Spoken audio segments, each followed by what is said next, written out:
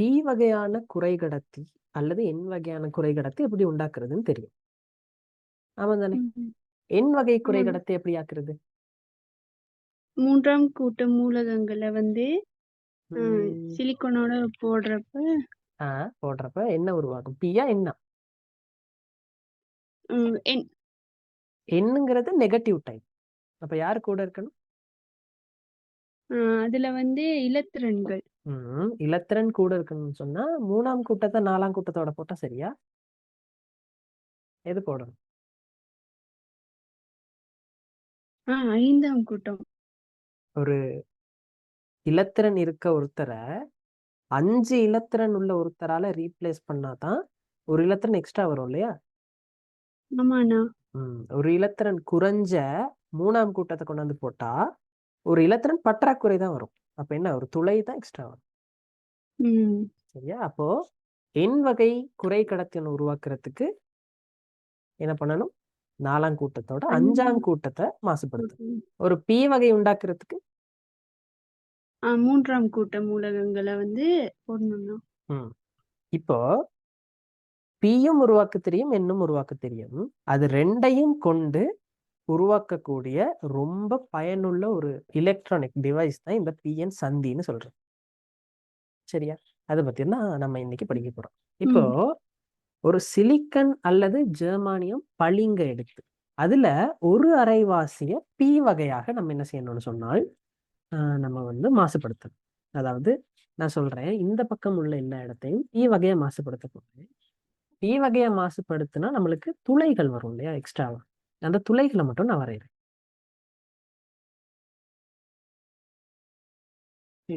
தெரியத்தானே board? அப்ப ஒரு பக்கத்தை நான் பி வகையாகவும் மற்ற பக்கத்தை எண் வகையாகவும் மாசுபடுத்த போறேன். எண் வகையில வந்து எக்ஸ்ட்ராவா இலத்திரன்கள் இருக்கும். அந்த இலத்திரன்களை வந்து நான் மைனஸ்ன்னு போடுறேன்.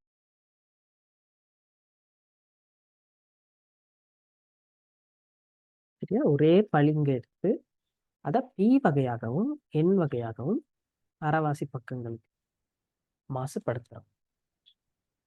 ஓகேயா? இப்படி மாசுபடுத்தும் போது கொஞ்சம் ஸ்பெஷலான விஷயங்கள் நடக்க போகுது.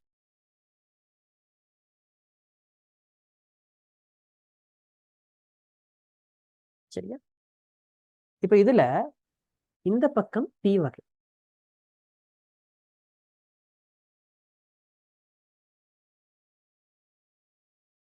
மத்த பக்கம் எண் வகை.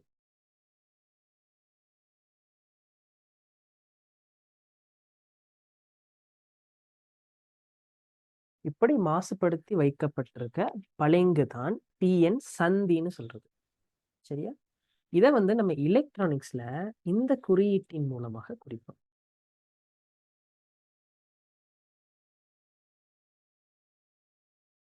இப்படி குறிப்போம். ஓகே, இது எல்லாத்தையும் வரைஞ்சுக்கோங்க. அப்படி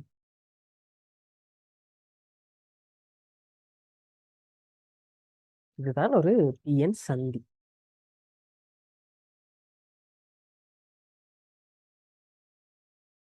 வரைஞ்சிட்டு சொல்லுங்க. சரிண்ணா.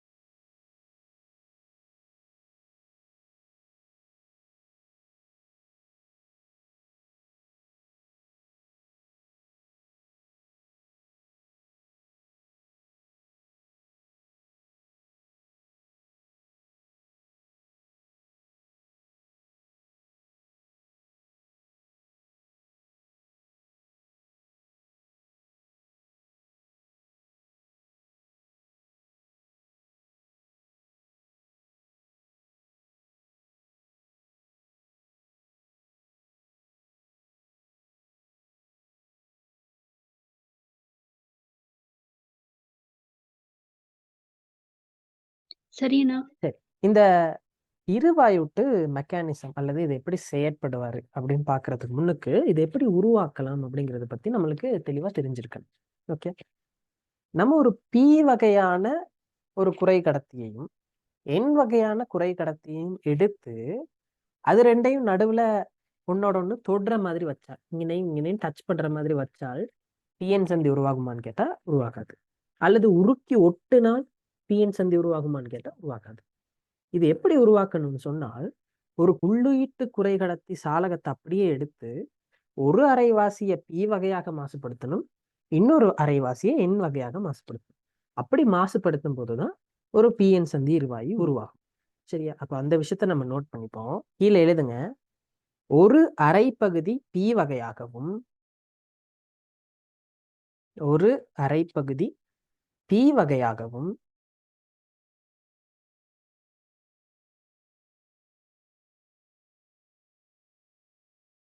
சரி அண்ணா. மிகுதி அரைப்பகுதி என் வகையாகவும் மிகுதி அரைப்பகுதி என் வகையாகவும்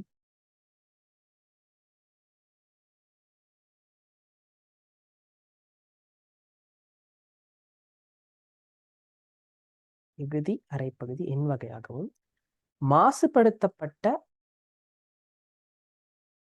மாசுபடுத்தப்பட்ட ஜெர்மானியம் அல்லது சிலிக்கன் பளிங்கு ஜெர்மானியம் அல்லது சிலிக்கன் பளிங்கு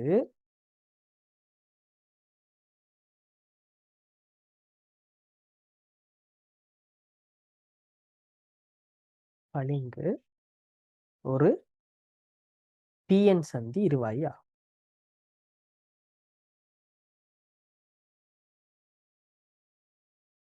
ஒரு பிஎன் சந்தி இருவாயு ஆகும்.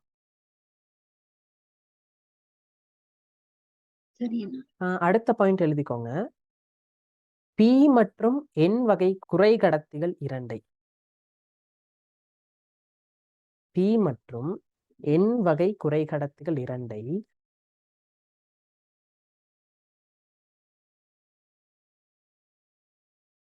தொடுகையுறுமாறு வைப்பதால்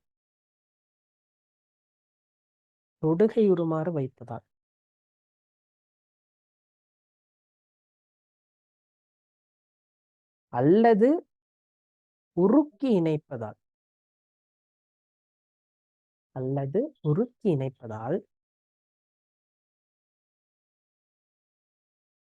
இவ்வாறான சந்திகளை உருவாக்க முடியாது. உருக்கி இணைப்பதால் இவ்வாறான சந்திகளை உருவாக்க முடியாது.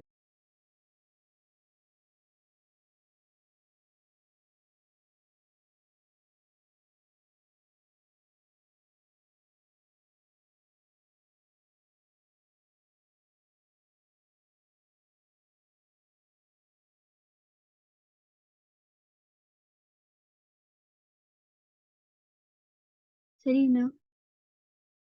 இப்போ இந்த பிஎன் சந்தி இருவாயு வந்து ரொம்ப முக்கியமான ஒரு ஆள்னு சொன்னேன் இல்லையா? இது ஏன் அவ்வளவு முக்கியமானதுன்னு சொன்னா, இந்த பிஎன் சந்தி இருவாயை நம்மளால கரண்ட்டை ஒரு பக்கத்துக்கு மட்டும்தான் ஓட விடணுமான தேவைகளுக்கு உபயோகப்படுத்த முடியும். சரி, அதாவது இது ஒரு ஸ்மார்ட்டான மெட்டீரியல் மாதிரி. அதாவது கரண்ட் வந்து பின் பக்கம் இருந்து முன்பக்கம் ஓடுமா இருந்தா கரண்ட்டை ஓட விடும், முன்பக்கம் இருந்து பின்பக்கம் வருமா இருந்தா கரண்ட்டை ஓட விடாது. சரியா? அப்போ அப்படிப்பட்ட தேவைகளுக்கு இந்த பிஎன் சந்தி இருவாயை யூஸ் பண்ண முடியும். அது எப்படி ஒர்க் ஆகுது அப்படிங்கிறத நம்ம பிறகு பார்ப்போம். ஆனா அந்த விஷயத்தை எழுதிக்கோங்க. அதாவது இப்படி கரண்ட் ஓடுனா ஓட விடும், ஆனா இப்படி ஓடுனா கரண்ட்டை ஓட விடாது. இன்னொரு கேட் மாதிரி இருக்கு இல்லையா அந்த குறியீட்டுல, அதை வந்து நீங்க ஞாபகம் வச்சுக்கோங்க. அந்த கேட் வந்து வர்ற கரண்ட்டை தடுக்கிற மாதிரி யோசிச்சுக்கோங்க. சரியா? இந்த பக்கம் கரண்ட்டோட விடாது, இந்த பக்கம் கரண்ட்டோட விடும். அந்த செயற்பாட்டுக்கு சீராக்கி அப்படின்னு பேரு. சரியா? ஒரு பக்கத்துக்கு மட்டும் கரண்ட்டை ஓட விட்டா அதுக்கு கொடுக்கிற பேர் தான் சீராக்கின்னு சொல்றது. சரியா? அப்ப பிஎன் சந்தி இருவாயை ஒரு சீராக்கியாக பயன்படுத்த முடியும். அந்த விஷயத்த நோட் பண்ணிப்போம். அடுத்த பாயிண்ட் எழுதிக்கோங்க. பிஎன் சந்தி இருவாயி ஒரு சீராக்கியாக பயன்படுத்தப்படலாம்.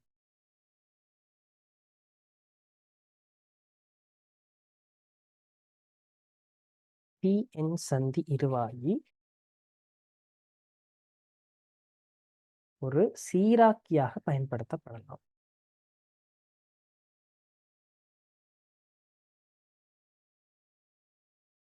சரி அண்ணா. அதுல எழுதிக்கோங்க. சீராக்கி என்பது ஒரு பக்கத்துக்கு மட்டும் மின்னை ஓடவிடக்கூடியவர். சீராக்கி என்பது ஒரு பக்கத்துக்கு மட்டும் மின்னை அல்லது மின்னோட்டத்தை ஓடவிடக்கூடியது.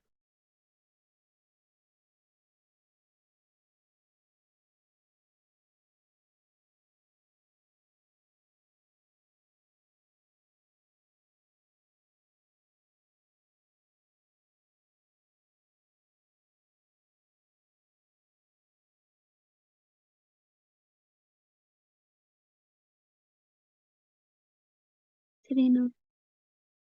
அப்படி போட்டுட்டு இந்த இருவாயிட்டு படத்தை போட்டு இந்த பக்கம் ஒரு மின்னோட்டம் போடுங்க, அது ஓடும்னு காட்டுங்க. இந்த பக்கம் இருந்து வர மின்னோட்டம் ஓடாதுன்னு வெட்டி காட்டுங்க.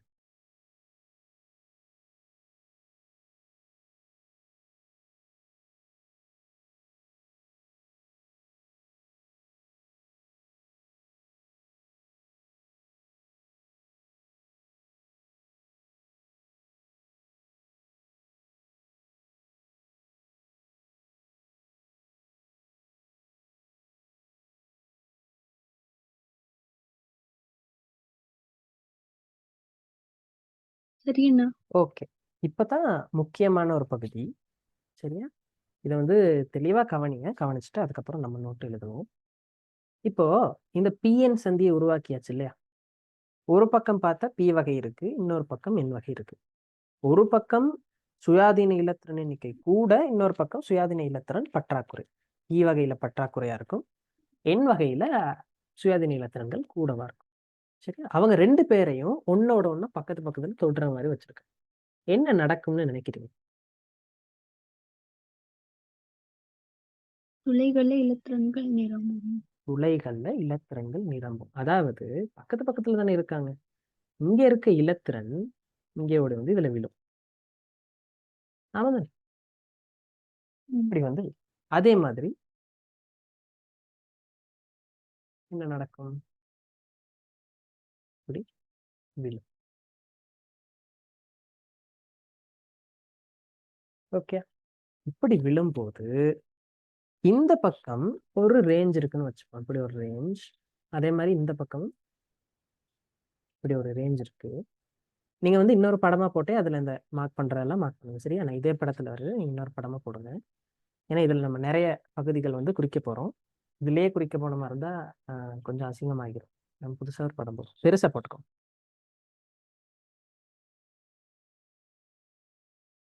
போட்டு சொல்லுங்க.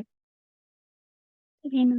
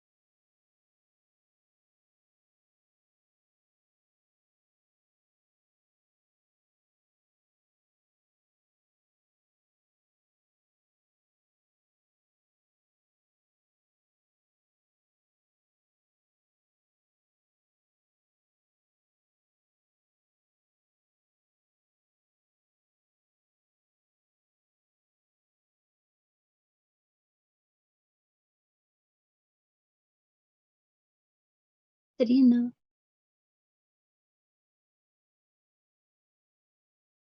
ரைட். இப்ப பாருங்க, அதுக்கு ஒரு பேர் இருக்கு. அதுக்கு என்ன பேர்னு சொன்னால் மெலிந்த பிரதேசம். மெலிந்த பிரதேசம் அப்படி சொல்லுவாங்க.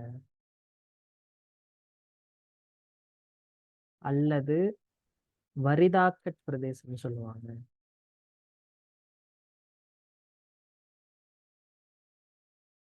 வரிதாக்கட் பிரதேசம் அல்லது குறைவுற்ற படைன்னு சொல்லுவாங்க. இந்த மாதிரி பெயர்கள். குறைவுற்ற படை.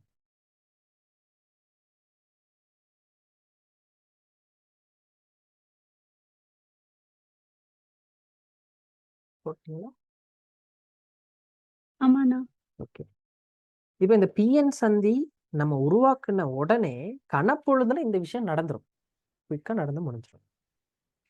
இப்ப பாருங்க, பி வகை குறை கடத்தி ஆரம்பத்துல என்ன ஏற்றத்தோட இருந்தார்? அவர் பிளஸ்ஸா இல்ல மைனஸா இல்ல நியூட்ரலா? பி வகை குறை கடத்தி பிளஸ் அண்ணா. பி வகை குறை கடத்தி நியூட்ரலா தான் இருக்கும். நியூட்ரல். ஆனா அத வந்து நேர்னு சொல்லுவாங்க. அது ஏன் நேர்னு சொல்றோம்? அங்க இருக்க ஏன்னா அது பெரும்பான்மை வந்து காவிகள் யாரு? இலத்திரன்கள் குறைவு. இலத்திரன்கள் குறைவு இல்லையா? அதாவது அது நேரேற்ற மாதிரி. ஆனா பி வகை குறை கடத்திக்கு ஏதாவது ஏற்றம் இருக்குமா? இல்லண்ணா. இருக்காது. அது நியூட்ரலான ஆளா தான் இருப்பாரு. ஏன் நியூட்ரலான சிலிக்கன் எடுத்துட்டு நியூட்ரலான 3ஆம் கூட்டத்தில் உள்ள ஆளை போடும். அப்ப நியூட்ரலா தான் இருக்கும். அதே மாதிரி என் வகை எப்படிப்பட்டவரா இருந்திருக்கும்? நியூட்ரல் ஆனதா, மைனஸ் ஆனதா, பிளஸ் ஆனதா? அவரும் நடுநிலையானதுண்ணா. அவரும் நடுநிலையானது. ஆனா 2 பக்கமே நடுநிலையா தான் இருந்துச்சு. இப்போ இங்க இருக்க இலத்திரன் எல்லாம் பி பக்கத்துக்கு ஜம்ப் பண்ணிருச்சு. ஆமா தானே? ஆமாண்ணா. அப்போ பி பக்கம் இருக்க இந்த பகுதி என்ன ஏற்றம் இப்ப வச்சிருக்கு? அவர் நடுநிலையா இருந்தாரு. என் வகையில இருந்து இலத்திரன்கள் ஜம்ப் பண்ணி வந்திருக்கு. அப்ப இப்ப ஏற்றம் என்ன நடந்திருக்கும்? இப்ப மைனஸ் கூடியிருக்கும். இப்ப மைனஸ் ஆகியிருக்கும் இல்லையா? இப்ப இது நெகட்டிவ் ஆகியிருக்கும். இந்த பக்கம் நியூட்ரலா தான் இருந்துச்சு என் வகையில. ஆனா இங்க இருந்து இலத்திரன் எல்லாம் ஜம்ப் பண்ணி போயிருச்சு. அப்ப இந்த பக்கம் என்ன ஏற்றமா இருக்கும்? பிளஸ். பிளஸ் ஏற்றமாக இருக்கும். சரியா? இதை நீங்க நோட் பண்ணிக்கோங்க. உங்க வார்த்தைகள்ல நோட் பண்ணிக்கோங்க. எப்படி எழுதலாம்? இவ்வகை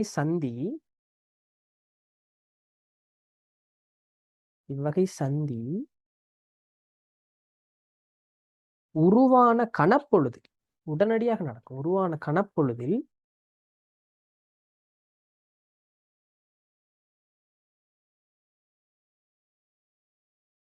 இலத்திரன்கள் மிகையான என் வகை பகுதியில் இருந்து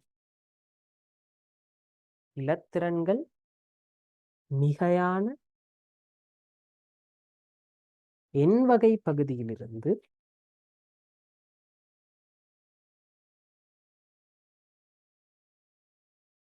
பி வகை பகுதிக்கு சில இலத்திரன்கள் பரவி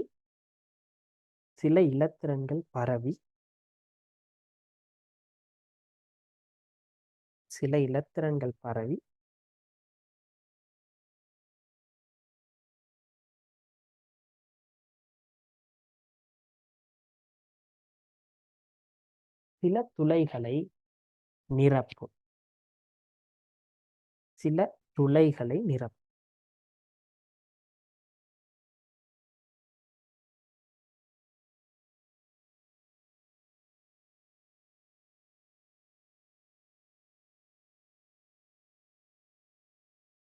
சரியண்ணா. ஓகே. இப்போ இந்த வரிதாக்கட் பிரதேசம் இருக்கு இல்லையா? அந்த வரிதாக்கட் பிரதேசம் ரொம்ப சின்னது. 1 மைக்ரோமீட்டர் அளவுல தான் அந்த பிரதேசம் காணப்படும். படத்துல மார்க் பண்ணிக்கோங்க. மார்க் பண்ணிட்டு கீழே நோட்டா எழுதிக்கோங்க. வரிதாக்கட் பிரதேசம்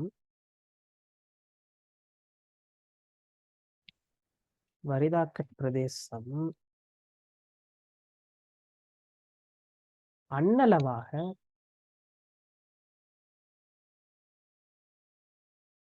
1 மைக்ரோமீட்டர் அளவிலேயே காணப்படும். அண்ணளவாக 1 மைக்ரோமீட்டர் அளவிலேயே காணப்படும்.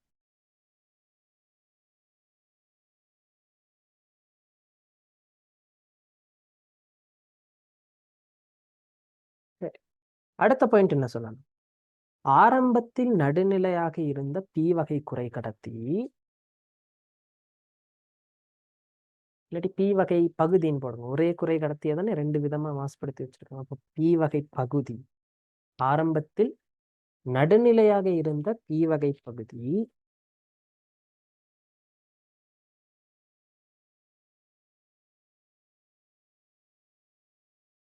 சில இலத்திரன்களை பெற்று மறை ஏற்றத்தை அடையும். சில இலத்திரன்களை பெற்று மறை ஏற்றத்தை அடையும்.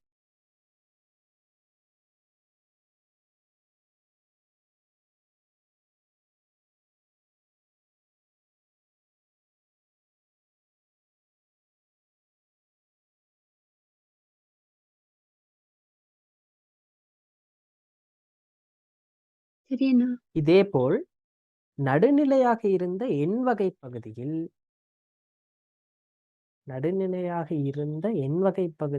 இருந்து இலத்திரன்கள்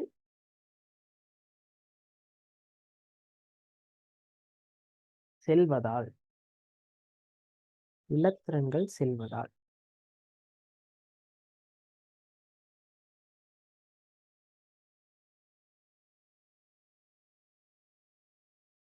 எண்வகை பகுதியின் தேரிய ஏற்றம் நேராக மாறும்.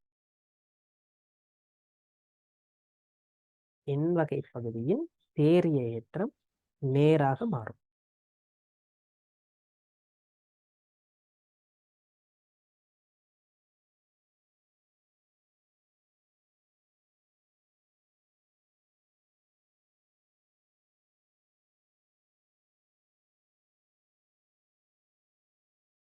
சரி அண்ணா. இப்ப பாருங்க, இந்த பக்கம் மறையேற்றம் வந்துருச்சு.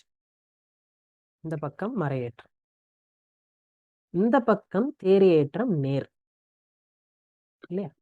வேற வேற ஏற்றங்கள். அப்போ இவங்க 2 பேருக்கும் இடையில ஒரு அழுத்த வேறுபாடு இருக்கு தானே? இந்த அழுத்த வேறுபாட்டை தொடுகை அழுத்தம் அப்படின்னு சொல்றது. சரியா? விளங்குதா அந்த விஷயம்? ஆமாண்ணா. ஓகே, அப்ப எழுதிப்போம். இப்பரவல், அடுத்த பாயிண்ட், இப்பரவல்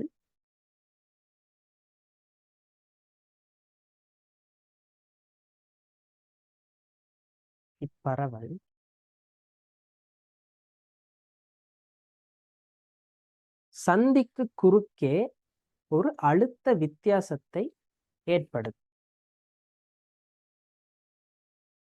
இப்பரவல் சந்திக்கு குறுக்கே ஒரு அழுத்த வித்தியாசத்தை உருவாக்கும்.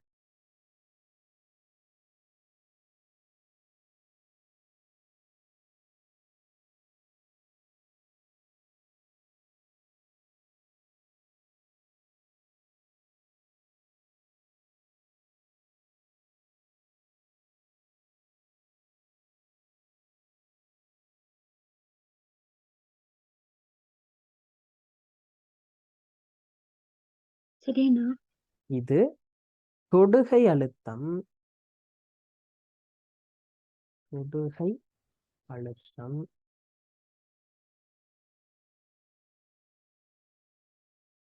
அல்லது தடுப்பழுத்தம் எனப்படும்.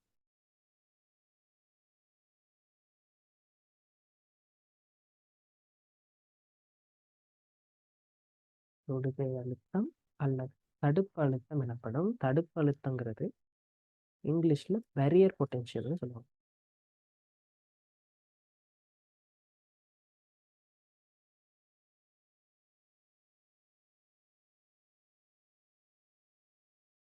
COTTENTIA. சரியா? Barrier potential.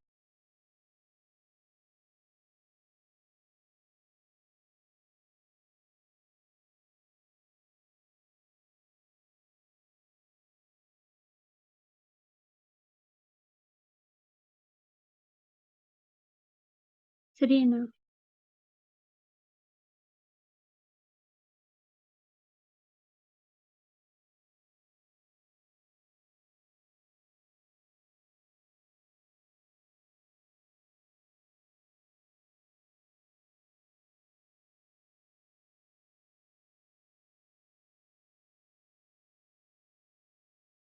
சரி அண்ணா. இப்போ யோசிச்சு பார்ப்போம். இந்த P வகை குறைகடத்தையும் N வகை குறைகடத்தையும் ஆரம்பத்துல டச் பண்ணி வைக்கும் போது ஒரு பக்கம் இலத்திரன் கூட இருந்துச்சு.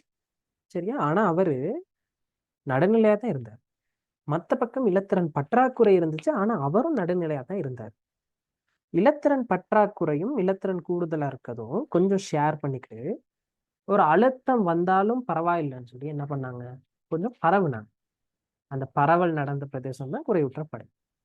இந்த பரவல் நடக்கிறதால ஒரு அழுத்தம் உருவானுச்சு.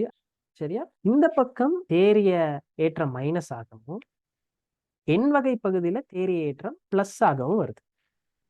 இப்படியே வந்து வந்து ஒரு கட்டத்துல பிறகு இந்த பக்கம் இன்னும் எம்டியா துளைகள் இருக்கு.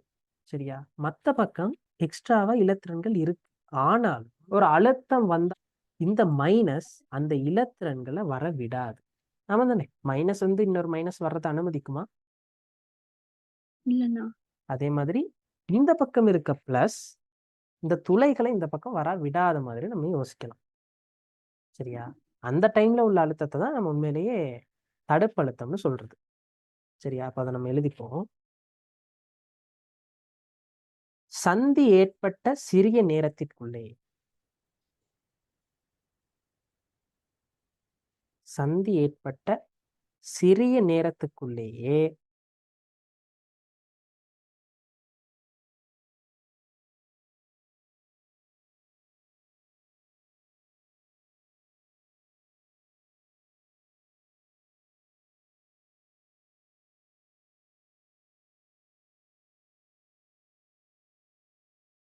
சிறிய நேரத்துக்குள்ளேயே மேலும் பரவல் உண்டாவதை தடுக்க மேலும் பரவல் உண்டாவதை தடுக்க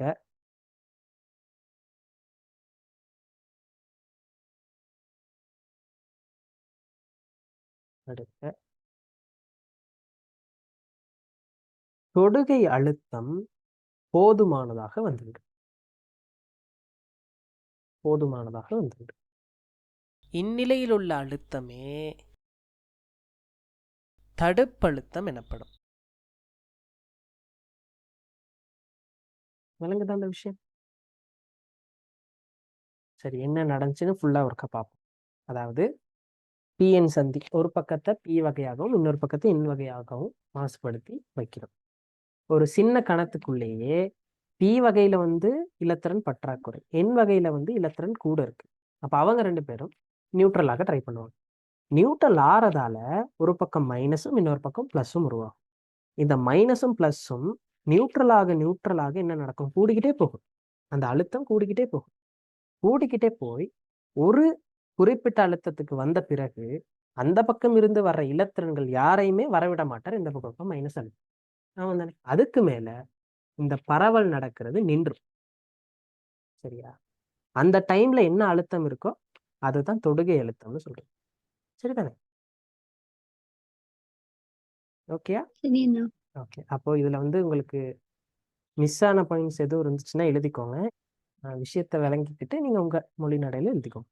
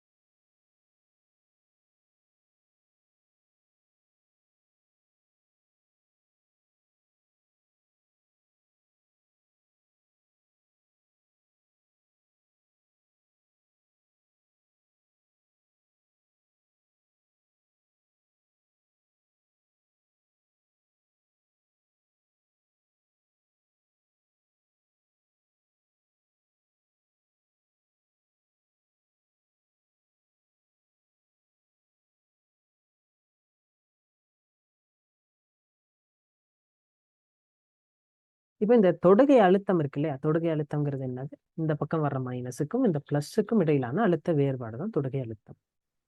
இந்த தொடுகை அழுத்தம் சில முக்கியமான காரணிகள்ல தங்கி இருக்கு. சரியா? அப்ப கீழே போட்டுக்கோங்க. தொடுகை அழுத்தம் தங்கி இருக்கும் காரணிகள்.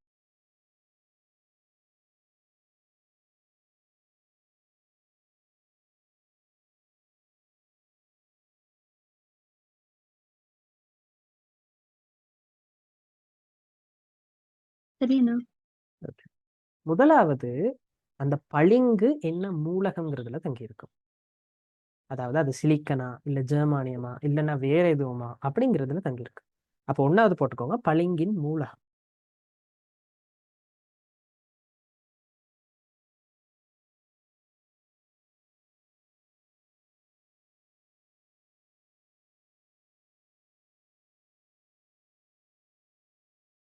சரியா? பிராக்கெட்ல சரி அண்ணா. போட்டுக்கோங்க, சிலிக்கன் ஆர் ஜெர்மானியம் இல்லைன்னா வேற ஏதாவது.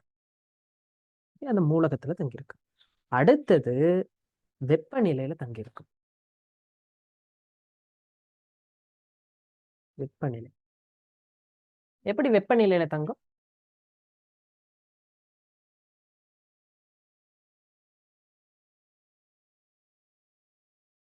அந்த வெப்பநிலை தான் பிணைப்புகள் உடையறதுக்கான சக்தியை கொடுக்குறா இல்லையா? ம். அப்ப இங்க என்ன நடக்குது?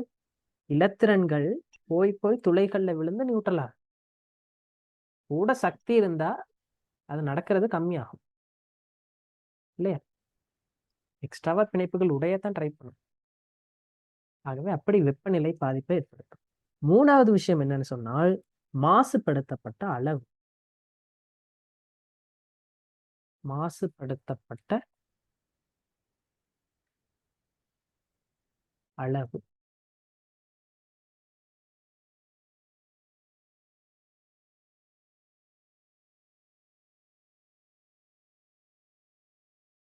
இது இந்த 3 விஷயங்கள்லயுமே தங்கியிருக்கு.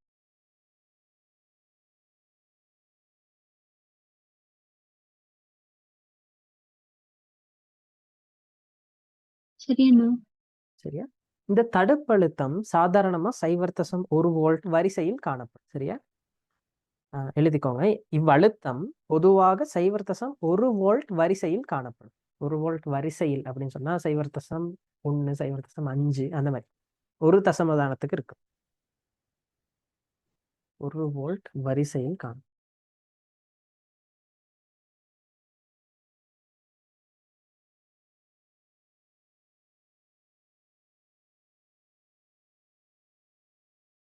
சரியா? 0.1 வோல்ட் வரிசையில் காணப்படும். ஜெர்மானியத்துக்கு 0.3 வோல்ட் தடுப்பழுத்தமா இருக்கும். சிலிக்கனுக்கு 0.7 கணக்கு. 0.7.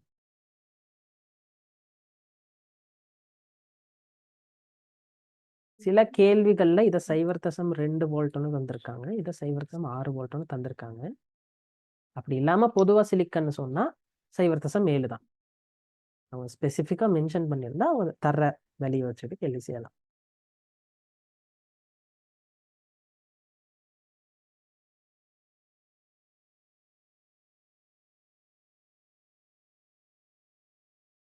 சரி அண்ணா. சரியா? இப்போ நம்ம கொஞ்சம் கிராஃப்ஸ் வரைய போறோம். சரியா? தலைப்புன்னு போட்டுக்கோங்க, சுற்றுக்களில் இணைக்கப்படாத பிஎன் சந்திக்குரிய வரைவுகள். சுற்றுக்களில் இணைக்கப்படாத பிஎன் சந்திக்குரிய வரைவு.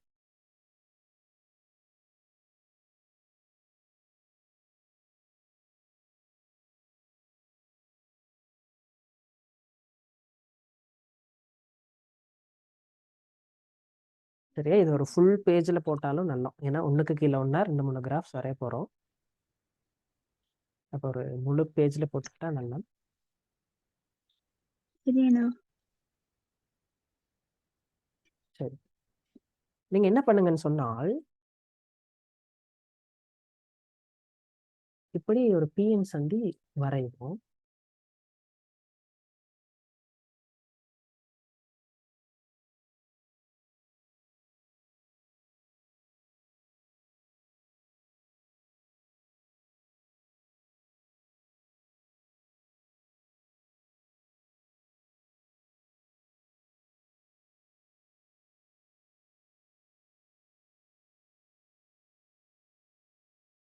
அந்த பக்கம் பி வகை, இந்த பக்கம் என் வகை. இது வரிதாக்கட் பிரதேசம். பி வகை பக்கம் என்ன ஏற்றம் இருக்கும்? தெரிய ஏற்றம் மைனஸ் அண்ணா. மைனஸ். என் பக்கம் பிளஸ். பிளஸ். ஓகே, இந்த இடத்துலயும் 0 அழுத்தத்தை காட்டுறதுக்காக நான் புவி தொடுக்கிற மாதிரி போடுறேன். அப்ப 0 அழுத்தம்னா நம்ம கிராஃப் வரைய முடியும்.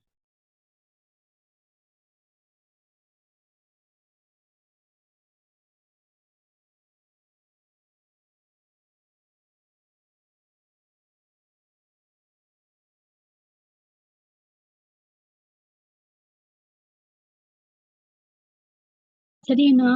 சரி, இப்ப நம்ம கிராஃப் வரைவோம். முதலாவது கிராஃப் என்ன வரைய போறோம்னா, டாபிக் ஒன்று போட்டுக்கோங்க. சந்தியில் உள்ள மின்புலத்துக்கும் தூரத்துக்கும் இடையிலான வரைவு. அதாவது மின்புலம் எதிர் தூர வரைவு. மின்புலத்தை ஈன்னு சொல்லுவோம், தூரத்தை ஒரு எக்ஸ்ன்னு சொல்லுவோம்.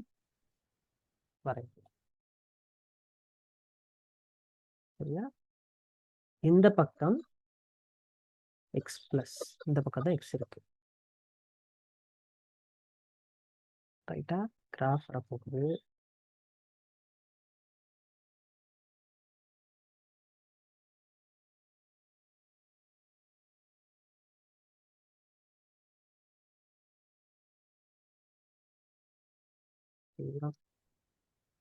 மேல மின்புலம்,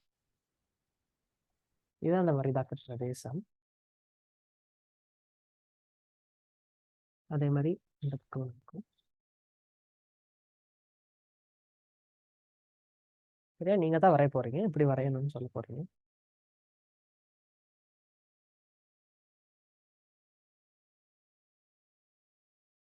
சரியா? மின்புலம்ங்கிறது ஒரு எண்ணியா காவியா? காவி. காவி. திசை இருக்கா? ஆமாண்ணா. அப்ப திசையை போடும். இந்த பக்கம் மின்புலத்தை பிளஸ்ன்னு எடுப்போம். அப்ப மத்த சைட்ல மின்புலம் இருந்தா மைனஸ் பக்கம் வரையணும்.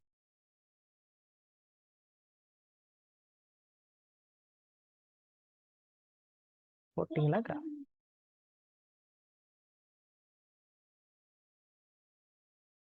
வரைஞ்சிட்டு இருக்கேண்ணா.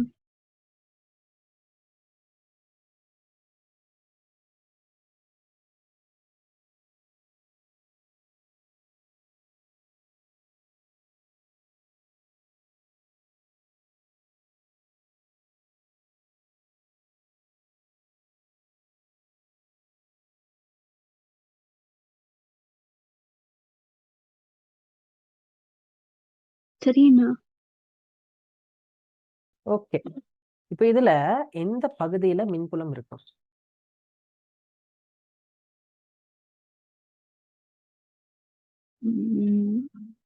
அந்த வரிதாக்கல் பிரதேசம் தவிர்ந்த இடத்துல எல்லாம். தவிர்ந்த இடத்துலயா? நல்லா யோசிச்சு சொல்லுங்க. ஒரு மின்புலக்கூறோடு பிளஸ்ல இருந்து வெளியே போகும்னு தெரியும், மைனஸ்ல சேரும்னு தெரியும்.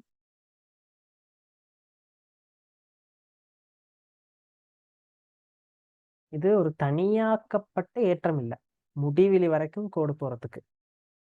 இங்கே சோடி இல்லையா? பிளஸும் இருக்கு மைனஸும் இருக்கு. அப்ப பிளஸ்ல இருந்து வெளிக்கிட்டுற கோடு மைனஸ்ல சேரும். அப்ப எங்க இருக்கும்? எல்லா விஷயத்தையும் யோசிச்சு சொல்லுங்க. அப்ப வரிதாக்கல் பிரதேசத்துக்குள்ளுக்கு வருமானா? வரிதாக்கல் பிரதேசத்துக்கு உள்ளுக்கு மட்டும்தான் மின்புலம் இருக்கும். எந்த திசையில இருக்கும்? பிளஸ் திசையில இருக்குமா மைனஸ் திசையில இருக்குமா?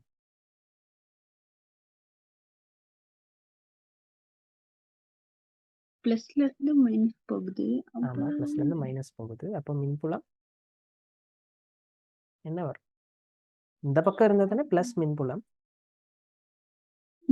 ஆனா அதுக்கு எதிர் திசையில இருக்கு. ஆகவே மின்புலம் மைனஸா இருக்கு. அதாவது நம்ம வலது பக்கத்துக்கு போறது பிளஸ்ன்னு எடுத்ததால மைனஸா வருது. மத்த பக்கத்து பிளஸ்ன்னு எடுத்திருந்தா பிளஸ்னே வந்திருக்கும். நம்ம எடுக்கிற திசையை பொறுத்து மாறும். சரியா? வரிதாக்கட் பிரதேசம் தவிர்ந்த பகுதிகளில் மின்புலம் இருக்குமா இருக்காது? இல்ல, இருக்காது. அப்போ நம்ம ஃபர்ஸ்டா ஒரு விஷயம் வரைஞ்சிடலாம். என்னது? வரிதாக்கட் பிரதேசம் தவிர்ந்த ஏரியாஸ்ல மின்புலம் 0 இல்லையா? 0. நடுவுல ஏதோ ஒரு மின்புலம் இருக்கதான் போகுது. அந்த மின்புலம் ஒரு மாறுற மின்புலமா இல்லாட்டி மாறாத மின்புலம்? மின்புலத்தின் செறிவு மாறுதா? மாறும். ஏன் மாறுது? இல்லையா? பிளஸ்ல இருந்து மைனஸுக்கு தானே போகுது. அதாவது ஒரு மின்புலக்கோடு நோக்கம் நேரேற்றத்துல இருந்து வரையேற்றத்துல போயிட்டு முடிஞ்சிடும். சரியா? இங்க துளைகள் இப்படி அடுத்தடுத்து அடுக்கப்பட்டிருக்கும். இந்த பக்கம் இலத்திரன்கள் அடுக்கப்பட்டிருக்கும். சரியா? அப்ப அந்த துளையில இருந்து இலத்திரனை நோக்கி மின்புலம் போகும். போற செறிவு பத்தி என்ன யோசிக்கும்? மின்புலக்கோடுகள் நெருங்கிக்கிட்டு போகுமா இருந்தா, உதாரணத்துக்கு இப்படி நெருங்கிட்டு போகுமா இருந்தால் மின்புல செறிவு அதிகரிக்குதுன்னு அர்த்தம். இங்க குறைவு, இங்க அதிகம்னு அர்த்தம். விரிஞ்சிட்டு போகுமா இருந்தா இங்க அதிகம், அது குறையுதுன்னு அர்த்தம். ஆனா இங்க இருக்க மின்புல கோடுகள் சமாந்தரம். அப்போ மின்புல செறிவு மாறுமா? மாறல. மாறாது. மின்புல செறிவு மாறாது. மாறாத ஒரு மறைப்பெருமானமாக காணப்படும். இப்படி இருக்குங்கிறா. ஒவ்வொரு ரீஜன்லயும் எப்படி இந்த மின்புலம் வருதுங்கிறது சொன்னேன். அது விளங்குச்சா? ஆமாண்ணா. ஓகே, அப்ப வரைச்சுக்கோ. ஏதாவது டவுட் இருந்தா கேளுங்க. சரியா? சரிண்ணா. அப்படின்னா மின்புலமும் காந்தப்புலமும் கொஞ்சம் கஷ்டம்னா. எனக்கு ம். மின்புலம் எங்கிட்டு போகுதுன்னு தெரியாது. மின்புலம் பிளஸ்ல இருந்து மைனஸ் நோக்கி போகும். அவ்வளவுதான். அவ்வளவு. அவ்வளவுதான். ஒரு தனியாக்கப்பட்ட பிளஸ் ஏற்றமா இருந்தா பிளஸ்ல இருந்து போகும். ஆனா முடிவிலி வரைக்கும் போகும். மைனஸே கிடைக்காது. அப்ப முடிவிலி வரைக்கும் போகும். ஆனா ஒரு பிளஸும் மைனஸும் இருந்தா பிளஸ்ல இருந்து வெளிக்கிட்டு மைனஸ். சரிண்ணா.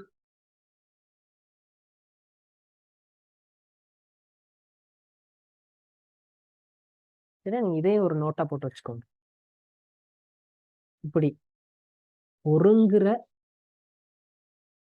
மின்புல கோடுகள் எதை குறிக்குது? மின்புல செறிவு அதிகரிப்பதை குறிக்குது. இப்படி விரிகிற மின்புல கோடுகள் மின்புல செறிவு குறைவதை குறிக்குது. சமாந்தர மின்புல கோடுகள் மின்புல செறிவு மாறாம போறதை குறிக்கும்.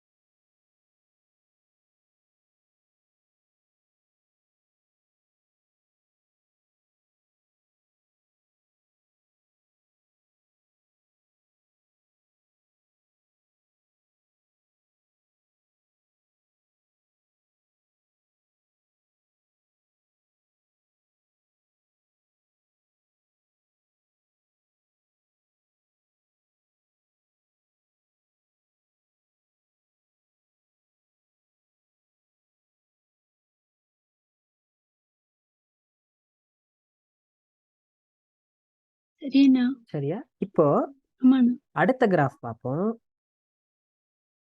அழுத்தத்துக்கும்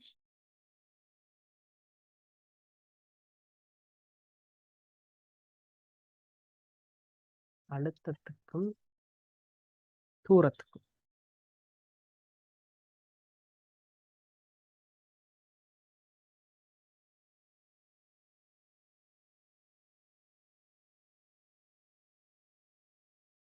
அழுத்தமும்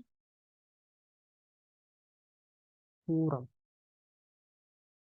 இப்படி ஒண்ணு கீழே ஒண்ணா வரைஞ்சுக்கோங்க. ஒரே வரிதாக்கப்பட்டு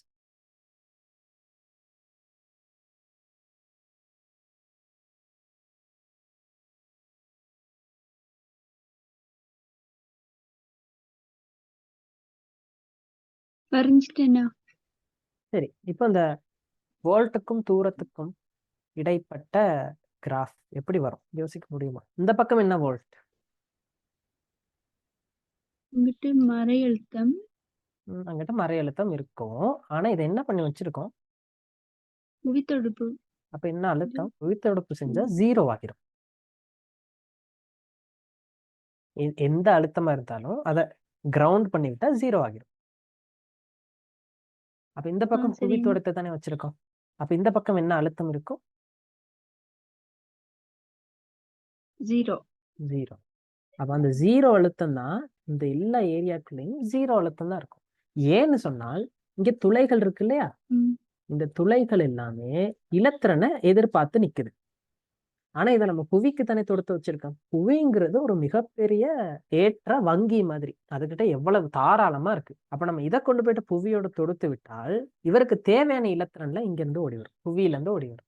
புவியில இருந்து ஓடி வந்து இந்த துளைகள் எல்லாமே ஃபில் ஆகிடும். இவரை வந்து கம்ப்ளீட்டா புவியோட கனெக்ட் ஆன மாதிரி இருக்கும். புவியோட கனெக்ட் ஆகியிருந்தா அழுத்தம் 0. அப்போ இந்த வரிதாக்கட் பிரதேசம் வரைக்குமே 0 அழுத்தம் தான் இருக்கும். சரியா? சரிண்ணா. அடுத்த ஒரு முக்கியமான விஷயம் இருக்கு. மின்புலத்துக்கும் அழுத்தத்துக்கும் ஒரு தொடர்பு இருக்கு, தெரியுமா? ஈன்றது மைனஸ் டிவி, சொல்லுங்க, டிவி ஓவர் டிஆர். டி. சரி, அதாவது தூரம், ஆறுங்கிறது தூரம். ஆ. அதாவது நான் என்னன்னு சொன்னா, எக்ஸ்ன்னு ஞாபகம் வச்சிருந்தேன். இது தெரியும் தானே? ம். இப்ப ஞாபகம். மின்புலம் மைனஸ்ல ஒரு மாறாத பெருமானமா இருக்கு. சரியா? அப்போ வீக்கான தொடர்பு எப்படி இருக்கும்? இங்க எக்ஸ்ன்னு தானே போட்டிருக்கோம். அப்ப டிவி ஓவர் டிஎக்ஸ்ன்னு போடுவோம். TV over dx. அப்போ விக்கு ஒரு தொடர்பு எடுத்தா எப்படி வரும்? ஆனா ஈங்கிறது மைனஸ் தான். இந்த வேல்யூ ஒரு மைனஸ் கேன்னு வைப்போமே, அந்த மைனஸ் கேல மாறாம இருக்கு இல்லையா? இங்க மைனஸ் கே போட்டா மைனஸ் டிவி ஓவர் டிஎக்ஸ், மைனஸும் மைனஸும் கேன்சல் ஆனா டிவின்றது கே டிஎக்ஸ் இல்லையா? ம். இப்போ நம்மளுக்கு வி தான் வேணும், டிவி வேணும். என்ன பண்ணலாம்? ரெண்டு பக்கமும் தொகையிடுவோமா? ம். தொகையிட்டால் தொகையீடு டிவி கே டிஎக்ஸ் தொகையீடு. ஆனா கேங்கிறது என்னது? ஒரு அது தூரத்தோட மாறுதா? இல்ல. இல்ல. அப்போ தொகையீடு டிவி சமன் கே வெளியே எடுக்கலன்னா அது ஒரு மாறிலி, ம். தொகையீடு டிஎக்ஸ். இதை தொகையிட்டா வி சமன் கே எக்ஸ். வி சமன் கே எக்ஸ். என்ன வடிவம்? y சமன் mx. y சமன் mx வடிவம். அப்ப கிராஃப் எப்படி இருக்கும்? பிளஸ் பக்கம் கூடுதா? நேர்படித்திறனா மறைபடித்திறனா? நேர். நேர்படித்திறன். அப்ப கிராஃப் இப்படி வரும். சரியா? நேராவானா வளைஞ்சானா ஒரு உள்ளே நேரா தான் வரும். இது ஒரு நேர்கோடு தானே, y சமன் mx. சரிண்ணா. அப்போ நேரா தான் வரும். சரி, தொகையீடு தெரியலையா? இப்படி யோசிங்க. டிவி ஓவர் டிஎக்ஸுங்கிறது வி எதிர் எக்ஸ் வரைபின் படித்திறன், அதுதான் டிவி ஓவர் டிஎக்ஸ். அந்த விஷயம் தெரியும் தானே? இப்போ அந்த டிவி ஓவர் டிஎக்ஸ்ங்கிற பெருமானத்தின் மைனஸ் தான், சரியா? அதாவது விக்கும் எக்ஸுக்கும் வரைகிற கிராஃபின் படித்திறனின் மைனஸ் தான் மின்புலம்னு சொல்கிறோம். ஆனால் நம்மளுக்கு மின்புலம் தெரியும். மின்புலம் மறையில் இருக்க ஏதோ ஒரு மாறாத பெருமானம், அதாவது மைனஸ் டிவி ஓவர் டிஎக்ஸ் மறையில் இருக்க ஏதோ ஒரு பெருமானம். அப்போ அந்த மைனஸும் மைனஸும் கேன்சல் ஆகி நீங்கள் டிவி ஓவர் டிஎக்ஸ் என்னன்னு பார்த்தீங்கன்னா ஒரு நேர் பெருமானமாக வரும். வி எதிர் எக்ஸ் வரைபின் படித்திறன் நேரில் இருக்க ஏதோ ஒரு மாறாத பெருமானமாக இருக்கணும். அப்போ படித்திறன் மாறக்கூடாது, நேராக இருக்கணும். ஆகவே கிராஃப் இந்த மாதிரி வரும். அது இந்த சமன்பாட்டின் மூலமா நம்ம அந்த விஷயத்த சொல்லலாம். அல்லது கவனிங்க, நான் இன்னொரு விஷயம் சொல்லித்தரேன். அழுத்தங்கிறது என்னது? அழுத்தங்கிறது ஒரு ஏற்றம் மின்புலத்துக்கு எதிராக செய்ய வேண்டிய வேலை தானே. சரியா? ஒரு நேரேற்றம் மின்புலத்துக்கு எதிராக செய்ய வேண்டிய வேலை. ஒரு குறிப்பிட்ட இடத்துக்கு வாரத்துக்கு ஒரு அலகு நேரேற்றம் மின்புலத்துக்கு எதிராக செய்ய வேண்டிய வேலை தான் அழுத்தம்னு சொல்றது. ஓகே, கவனிச்சுக்கோங்க. ஏற்றம் இங்க இருக்குன்னு வச்சுக்கோங்க. அந்த ஏற்றம் இங்கின வரைக்கும் வாரத்துக்கு மின்புலத்துக்கு எதிராக எவ்வளவு வேலை செய்யும்? ம். அங்கே மின்புலமே இல்ல, அப்ப யாரையும் எதிர்க்க தேவையில்ல. அப்ப இங்க இருந்து இங்க வாரத்துக்கு எவ்வளவு வேலை? 0. 0. அந்த 0 தான் இங்க வந்திருக்கு. விளங்குதா? சரி. சரிண்ணா. மின்புலம் இப்ப வந்துருச்சு. இந்த வரிதாக்கட் பிரதேசத்துக்குள்ள நுழையும் போது மின்புலம் வந்துருச்சு. நேரேற்றத்தை தானே கொண்டு வரோம். ம். அப்போ இங்க இருந்து உள்ளுக்கு போக போக வேலை என்ன செய்யும்? கூடும். அந்த கூடுற பகுதி தான் இது. ஓகே. சரிண்ணா. இப்ப மின்புலத்தை விட்டு வெளியே வந்துட்டோம். இப்ப யாருக்கு எதிராகவும் நம்ம வேலை செய்ய தேவையில்ல. வேலை மாறுமா? ம்ஹும். மாறாது. அப்போ இப்படி மாறாம போகும். இது நேர்கோடு. சரி, அப்ப இந்த கிராஃப் இந்த மாதிரி ஷேப்ல இருக்கும். சரி, இது நம்ம எது சார்பா பேசியிருக்கோம்னா இந்த பக்கம் சார்பாக உள்ள அழுத்தம் தான் பேசியிருக்கோம். சார்பாகன்னு சொன்னா அவரை புவி தொடுக்கிற மாதிரி. அவரை 0 ஆக்கும்போது தான் நம்ம சார்பாகன்னு பேசுவோம். அப்ப இந்த பக்கத்தை 0-வா வச்சுட்டு அது சார்பாக எப்படி அழுத்தம் மாறுதுன்னு பார்த்திருக்கோம். சரியா? சரிண்ணா. ஓகே. இந்த பக்கம் 0 ஆக்கல, இவர் சார்பா பேசல, பொதுவா பேசுறோம்னு வச்சுக்கோங்க. ஒரு ஏற்றம் இங்க இருக்காரு, இந்த பக்கம் 0 இல்லாட்டி இங்க மறை இல்லையா? ம். மறை. அப்ப இங்க இருக்க நேரேற்றம் மறைய நோக்கி வாரத்துக்கு அவரே வேலை செய்வாரா இல்ல நம்ம வேலை செய்யணும்? நம்ம தான் வேலை செய்யணும். இல்ல, பிளஸ் ஏற்றம் மறைய நோக்கி வருது. அவரு கவருவாரு. அப்போ அவரே வேலை செய்வார் இல்லையா? அப்ப மைனஸ்ல வரும். சரியா? மைனஸ்ல வந்துட்டு என்ன நடக்கும்னு சொன்னால் இது மின்புலம், இந்த மின்புலத்துக்கு எதிராக நம்ம தள்ளணும், அவன்தானே? அப்போ இப்படி கூடும். அப்புறம் இந்த பிளஸ் அங்கிட்ட மின்புலம் எல்லாம் மாறாது. அப்ப இந்த மாதிரி கிராஃப் அப்படியும் கிராஃப் வரையலாம். அது வந்து இது சார்பா பேசாத போது, அது சார்பா பேசுனா இப்படி கிராஃப் வரும். சரிதானே? அப்ப நம்ம 2 விதமா பேசியிருக்கோம். ஒண்ணு சமன்பாடுகளை வச்சும் நம்ம செய்யலாம், அல்லது நம்ம யோசிச்சும் செய்யலாம். யோசிச்சு செய்யறதான் எப்பயுமே பெட்டர். நீங்க 2 விஷயத்தையும் எழுதிக்கோங்க.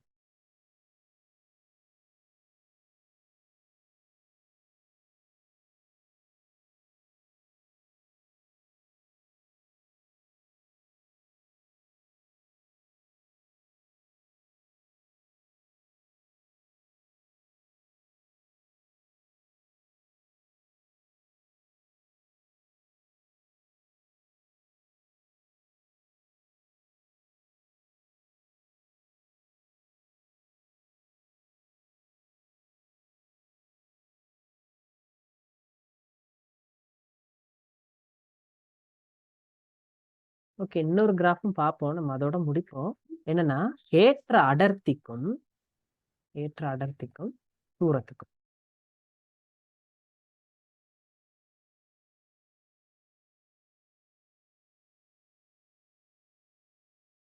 இது ஏற்ற அடர்த்தி, ஜேன்னு போடுவோம் இல்லையா? ஜேன்னு போடுறதா இருந்தா போட்டுக்கோங்க, அப்படி ஞாபகம் இல்லாட்டி ஏற்ற அடர்த்தின்னு எழுதிக்கோங்க. இது வரிதாக்கட் பிரதேசம். இதுல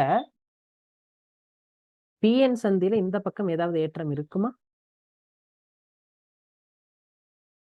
அந்த பக்கம் நடுநிலையா இருக்குமா இல்ல ஏற்றம் இருக்குமா? அங்கிட்டு மைனஸ் இருக்கும். மைனஸ் வந்து எதுக்குள்ள இருக்கும்? வரிதாக்கட் பிரதேசத்துக்குள்ள மட்டும்தான் இருக்கும்.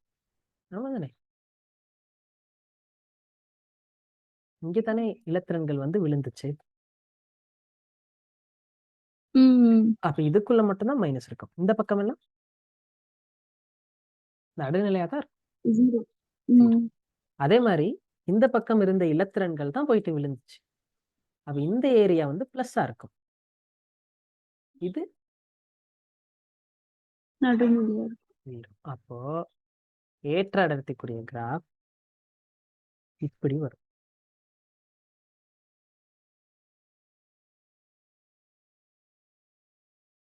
புரியுதா அந்த விஷயம்?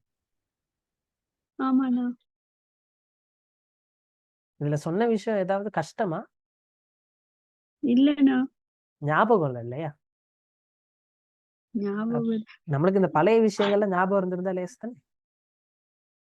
ம். இப்ப என்ன பண்ணணும்னா அடுத்து நீங்க வாரத்துக்கு முன்னுக்கு பழைய பாடங்கள்லாம் பார்த்துட்டு வரணும். மின்புலம், எலக்ட்ரிசிட்டி, சரியா? இதேண்ணா.